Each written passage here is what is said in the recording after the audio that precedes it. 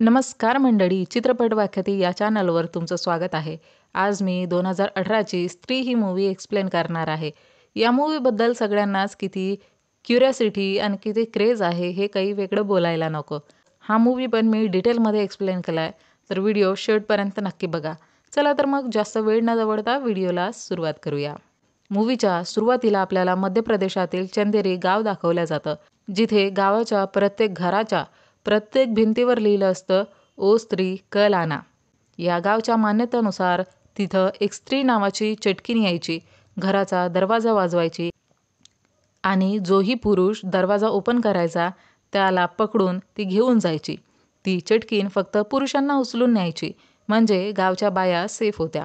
एका घराबाहेर ओ स्त्री कल आना तर लिहिलं असतं, पण त्यामधलं कल हे पुसलं गेलं असतं.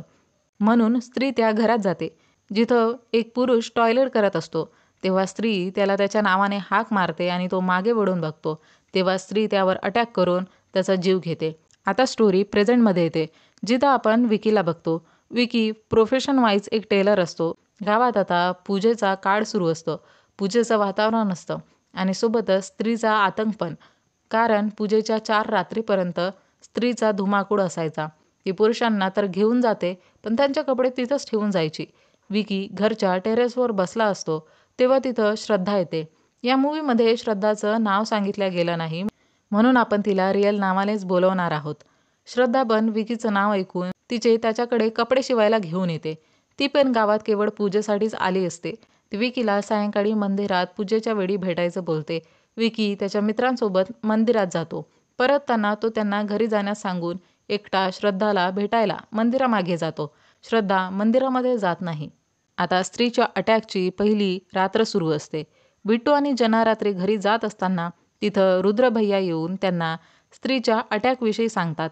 इथे रुद्रभैया स्त्रीपासून बचावाच्या काही टिप्स देतात, की रात्री जर अर्जंटली घराबाहेर पडण्याचं काम पडलंच तर एकट्यात कधीही बाहेर पडायचं नाही. काही लोकांना घेऊनच बाहेर पडायचं. आणि दुसरी टीप, की स्त्रीने तुम्हाला तुमच्या नावाने हाक मारली तर मागे वळून बघायचं नाही, सरळ पळतच जायचं. आणि तिसऱ्यांदाही तिने हाक मारली तर अट्रॅक होऊन मागे वळून बघायचं नाही आणि बघितलंच तर तुमचा मृत्यू अटळ. ते सांगतात अशा वेळेस चपलांना हातात घेऊन पळत सुटायचं. आता रुद्रभैयाला शमा नावाच्या मुलीचा कॉल येतो, म्हणून ते निघून जातात. बिट्टू आणि जना आता तिकडून जात असताना त्यांना भयानक आवाज येऊ लागतात. त्यांना जंगलात अंधारात 2 भयानक डोळे दिसतात. त्याला घाबरून ते तिकडून पळत सुटतात. पळत पळत ते विकीजवळ येऊन पोहोचतात, जिथं डान्स वगैरे सुरू असतो. त्या घराबाहेर पण ओ स्त्री कल आना हे लिहिलं असतं, पण प्रोग्रामनंतर विकी तिथे येऊन त्या भिंतीवर टॉयलेट करतो. कल हा शब्द मिटवून टाकतो आणि मग काय त्या भिंतीवर ओ स्त्री आना एवढंच बाकी असतं. तर स्त्री तिथं येऊन त्या घरातील एका पुरुषाला घेऊन जाते आणि कपडे तिथंच सोडून जाते. आता या घटनेनंतर स्त्रीची दहशत अजूनच वाढते. आता श्रद्धाने विकीला पत्राद्वारे अशा काही सामग्री मागवल्या असतात, की त्यावरून असं वाटतं की या ब्लॅक मॅजिकसाठी यूज केल्या जात असाव्या. विकीचे मित्र पण शॉक असतात, पण विकी श्रद्धाच्या सगळ्या विशेष पूर्ण करून त्या सामग्रींना गोळा करून पूजेच्या दुसऱ्या रात्री तिला देतो. आज पण श्रद्धा लेट आल्यामुळं ती पूजा अटेंड करू शकली नसते. विकी तिला पूजेचा प्रसाद देतो, पण ती प्रसाद पण खात नाही. आता श्रद्धा विकीला एका अंधाऱ्या ठिकाणी घेऊन जाते. तिथं विकी तिचं माप घेत असतो, पण थोड्या वेळातच ती तिकडून गायब होते. आता दुसरीकडे बिट्टू आणि जना हे दोघं श्रद्धाविषयीच बोलत असतात. त्यांना वाटतं की तीच स्त्री आहे, कारण विकीच्या व्यतिरिक्त तिला कोणीच बघितलं नसतं आणि ती फक्त पूजेच्या वेळेलाच प्रकट व्हायची. सोबतच तिने जी सामग्री मागवली होती ती ब्लॅक मॅजिकमध्ये यूज केल्या जायची. आता बिट्टू आणि जना घरी जात असतात, पण बिट्टूच्या गाडीचं पेट्रोल संपतं. स्त्रीच्या दहशतीमुळं जना त्याला खूप रागवतो. आता ती दोघं मग पायीच घरी जातात. गावात येऊन दोघंही आपापल्या घराकडे वाटचाल करतात. म्हणजे त्या दोघांचीही घरं वेगवेगळ्या दिशेने असल्यामुळं आता ते दोघं जण सेपरेट होतात. आता स्त्री जनाला आवाज देते. रुद्रभैयाच्या सांगण्यावरून जना स्त्रीच्या 2 आवाजानंतरही काहीच रिॲक्ट करत नाही, पण तिसऱ्या आवाजावर तो मागे वळून बघतो आणि स्त्री त्याला घेऊन जाते. आता जनाच्या अशा गायब होण्यामुळं बिट्टू खूप दुःखी असतो. तो विकीला पण समजावतो की तो ज्या मुलीच्या प्रेमात आहे तीच स्त्री आहे, म्हणून त्याने पण सावध राहावं. तो बोलतो की तिला तुझ्या व्यतिरिक्त कोणीच बघितलं नाही आणि बरोबर ती पूजेच्या वेळेलाच कशी प्रकट होते. ती मंदिरात जात नाही, ती प्रसाद खात नाही. आता जरा जरा विकीला पण बिट्टूच्या गोष्टीवर विश्वास बसायला लागतो. आता विकी श्रद्धाचे कपडे शिवून तिला देतो तेव्हा बोलता बोलता तो जनाचा विषय काढतो. तो बोलतो की स्त्रीने त्याला नेलंय आणि तो खूप चांगला मुलगा आहे. स्त्रीने त्याला परत करावं. यावर श्रद्धा काहीच बोलत नाही आणि थोड्या वेळातच ती तिथून गायब होते. विकीला काहीच समजायला येत नाही. आता बिट्टू आणि विकी अशा माणसाला भेटायचं डिसाईड करतात ज्याला या सगळ्या गोष्टींचं नॉलेज आहे. तेव्हा बिट्टूला रुद्रभैया आठवतात. मग दोघंही रुद्रभैयाकडे जातात आणि स्त्रीविषयी विचारतात. तेव्हा ते चंदेरी पुराण नावाचं पुस्तक काढून ते वाचून सांगतात की गावात खूप वर्षाआधी एक वेश्या राहायची. त्या गावातील प्रत्येकच पुरुष तिचे स्वप्न बघायचा. पण स्त्रीला या दरम्यान तिचा खरा प्रेमी भेटला आणि त्या दोघांनी मिळून लग्न करायचं डिसाईड केलं. पण समाजाला एका वेश्येचं लग्न मान्य नव्हतं. म्हणून त्यांनी त्या दोघांचाही जीव घेतला आणि मग तेव्हापासूनच स्त्री तिच्या प्रेमाचा शोध घेते. पुढच्या काही पानांवर स्त्रीपासून बचावाच्या काही उपाययोजना लिहिल्या होत्या. पण ते पेजेस फाटलेले असतात आणि त्या पुढच्या पेजेसवर एक पडीक वाडा दिसतो जो त्यांच्याच गावात असतो. आता तिसऱ्या रात्री ते तिघंही त्या वाड्यात जातात जनाच्या शोधात. तिघंही वेगवेगळ्या डायरेक्शनमध्ये त्या वाड्यात जनाला शोधू लागतात. तेव्हा विकीला स्त्रीचा आवाज येतो. ती 3दा त्याचं नाव पुकारते. पण विकीला रुद्रभैयाच्या सगळ्या गोष्टी आठवण येत असतात म्हणून तो मागे वळून बघत नाही. तिसऱ्याही आवाजाला तो काहीच रिॲक्ट करत नाही. आता थोड्या वेळात त्याच्या मागे कोणी नाही या गोष्टीची खात्री करून तो मागे बघतो तर तेव्हाच तिथं स्त्री येते आणि त्याला पकडते. पण तेव्हा श्रद्धा पण तिथं येऊन तिच्या शक्तीने स्त्रीला अडवते आणि स्त्री तिकडून निघून जाते. आता सगळे त्या वाड्यातून जीव वाचून पडतात. आता त्यांना विश्वास होतो की श्रद्धा स्त्री नाही. श्रद्धा सांगते की ती पूजेच्या काळात यासाठी येते की तिने पण तिच्या जवळच्या व्यक्तीला स्त्रीमुळं गमावलं आहे आणि ती तिच्या त्या प्रिय व्यक्तीच्या शोधात आहे. आता ते घरी जात असताना त्यांना रस्त्यात जना भेटतो जो पूर्ण नग्न अवस्थेत असतो. त्याला ती लोक घरी सोडतात. पण जना काही आता आधीसारखा राहिलेला नसतो. तो पूर्णपणे स्त्रीच्या वशमध्ये असतो.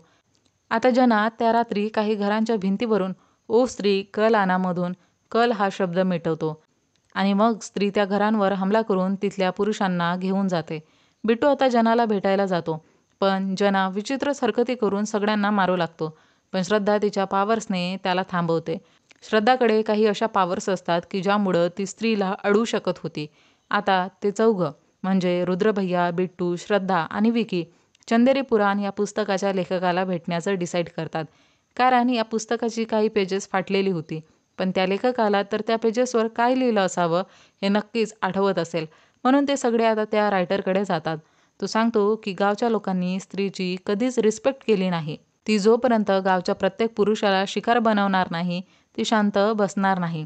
स्त्रीला तोच पुरुष अडवू शकतो ज्याचा जन्म वडाच्या झाडाखाली झालाय, ज्याचं नाक लांब, रंग गोरा आणि स्वतःला तो राजा समजणारा आहे आणि असल्या बऱ्याच क्वालिटीज ते सांगतात. आणि या सगळ्या गोष्टी विकीशी मेळ खात होत्या. आणि सोबतच त्याची आई पण एक तवायफ असते जी गोष्ट त्याच्या वडिलांनी त्याच्यापासून इतकी वर्ष लपवून ठेवली असते. आता विकीला नवरदेवासारखं सजवलं जातं. एका जवळच्या वाड्याला पण तसंच सजवतात. सगळ्यांना वाटत होतं की स्त्री ही फर्स्ट नाईटची भुकी आहे. श्रद्धा विकीला बोलते की तुला तिला लालच द्यायचा आहे आणि स्त्री जवळ आली की चाकूने तिच्या हृदयावर वार करायचा आहे. आता ते सगळे लोक त्या वाड्याच्या बाहेर लिहितात ओ स्त्री आना. आता शेवटच्या रात्री स्त्री विकीकडे जाते. बिट्टू, रुद्रभैया आणि श्रद्धा हे तिघंही तिकडेच लपून बघत असतात. पण जना तिथे येऊन त्यांच्यावर हमला करतो कारण तो स्त्रीच्या वशमध्ये असतो.